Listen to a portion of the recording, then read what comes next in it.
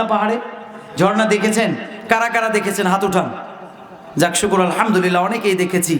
আপনারা দেখতে পাবেন এই ঝর্ণা, ঝর্ণা দেখলে হৃদয়টা ভরে যাবে আর ইমানটারে বাড়িয়ে দেবেন কে? ঝর্ণা ঝর্ণা ঝর্ণা রে, বলনা বলনা বলনা রে, কার বিরহে পাগল পাড়া তুই, কার মিলনে ফুল ফসলে ভরা রে তোর দকুল বই, কার মিলনে ফুল ফসলে ভরা রে তোর দকুল বই। ঝর্ণা ঝর্ণা ঝর্ণা রে, বলনা বলনা বলনা রে, কার বিরহে পাগল পাড়া তুই। সুবহানাল্লাহ বলেন। ঝর্ণা দেখলে ইমানটারে বাড়িয়ে দেন কে? তাহলে ঘুরে ঘুরে দেখার দরকার আছে না নাই?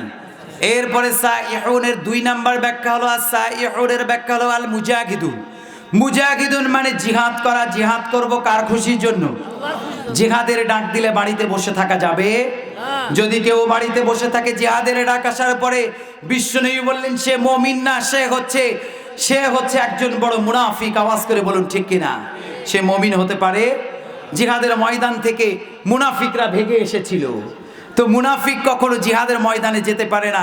এজন্য শহীদি তামান্না, জিহাদের মর্যাদা যদি আমরা নিতে চাই, শহীদি তামান্না হৃদয়ের মধ্যে লালন করার দরকার আছে না নাই? সাইয়েদনা ওমর বলতেন, আল্লাহুম্মা ইন্নী আসআলুকা শাহাদাতান ফি সাবিলিক ওয়াজআল মাউতি ফি বালাদি রাসূলিক। হে আল্লাহ, আমাকে শাহাদাতের মৃত্যু দাও আর তোমার রাসূলের দেশেই আমাকে মৃত্যু দাও। বলেন আমিন। আমাদের মৃত্যুও যেন হয়ে যায় রসুলের দেশে, বিশ্বনবীর দেশে যদি মৃত্যু হয় তাহলে কতই না সুখময় জীবন আপনার।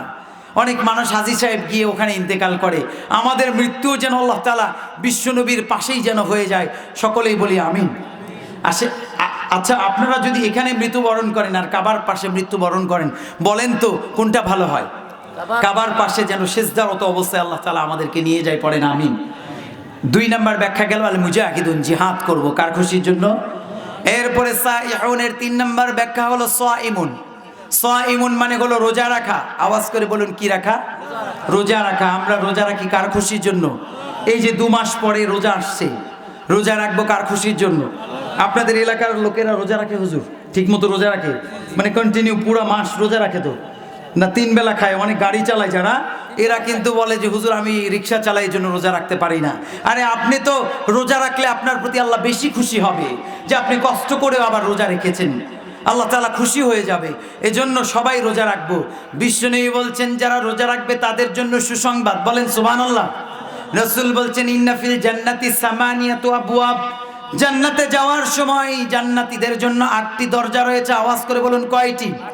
তার মধ্যে মিনগা বাবুন সাম্মার রাইয়ান, তার মধ্যে একটি দরজার নাম হলো রাইয়ান। আওয়াজ করে বলুন নামটা কি?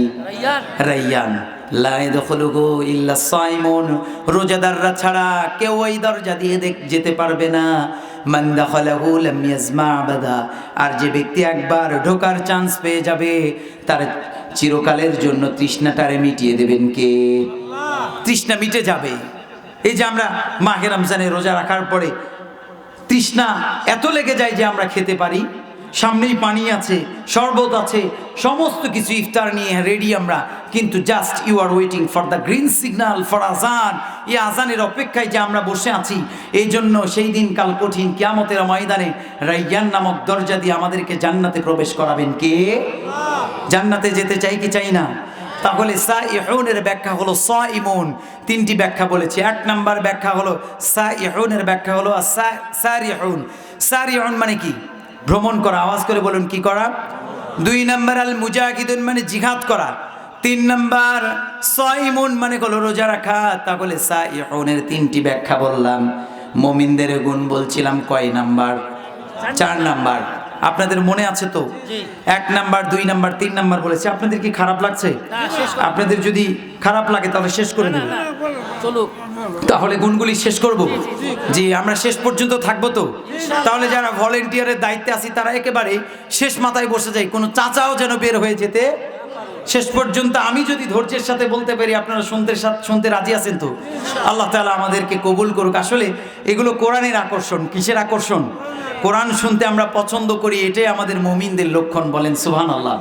প্রিয় উপস্থিতি, আল্লাহ বলছেন ইন্নামাল মুমিনুন, মুমিন তো তারা ইযা যুকিরাল্লাহু ওয়াজিলাত কুলুবুহুম, মুমিনদের যখন কোরআন শোনানো হয় হৃদয়টা ভিজে যায়, তারা আল্লাহর জিকিরে মগ্ন হয়ে যায়, তারা কোরআন শুনতে আগ্রহী হয়ে যায়। বলেন সুবহানাল্লাহ। আমরা যেন কোরআন বেশি বেশি শুনতে পারি, পড়েন আমিন।